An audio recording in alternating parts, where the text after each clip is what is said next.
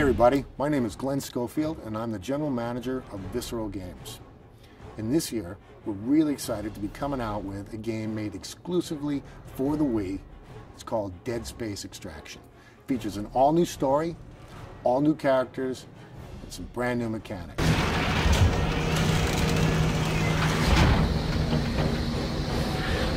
Damn, has this thing ever been used?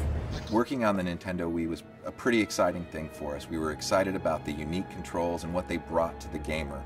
So when we sat down to build the game, we made sure we always had a Wii remote and a nunchuck in our hands as we figured out what controls felt natural and most fun for the game. One of the new features that we're bringing to Dead Space Extraction is actually exclusive to the Wii, and we call it the glowworm. So there's going to be places in the game where it goes pitch black, really terrifying.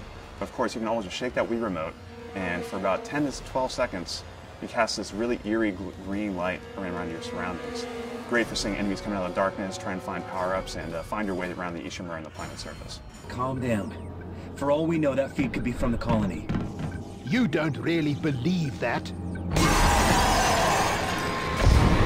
Another cool thing that you can do with the Wii Remote, I think, is the way we're using Alt-Fire is by rotating the Wii Remote 90 degrees. So it's a really nice way that we can get basically two functions out of every weapon in the game without having to assign it to another weapon. I don't feel so good. Your nose is bleeding. Nathan, she's very pale.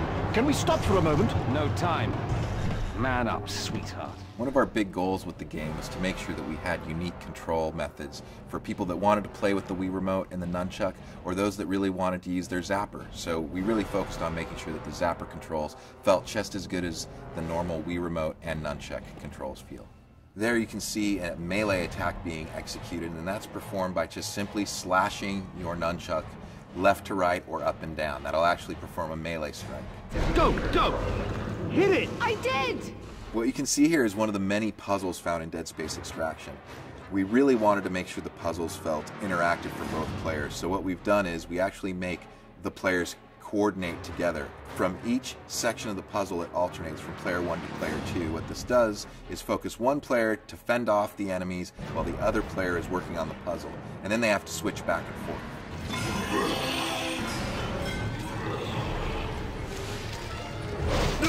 We have to keep them out. Grab that sheet and plug it over the hatch. Move!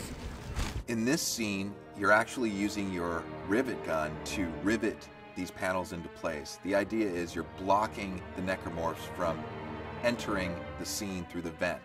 And the way that that's done is simply rotating your Wii remote and shooting rivets into each of those corners of the panels, the little areas that are lighting up.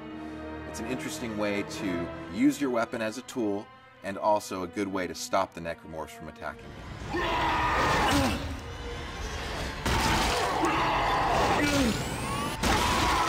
Making a game for the Nintendo Wii presented all kinds of unique challenges. We didn't want to get into a situation where we were making the player wave their hands all over the place all the time for nonsensical reasons. We wanted to make sure when you're actually doing a gesture, it resonates with what you're doing in the game. And we feel pretty happy about what we've done on the system.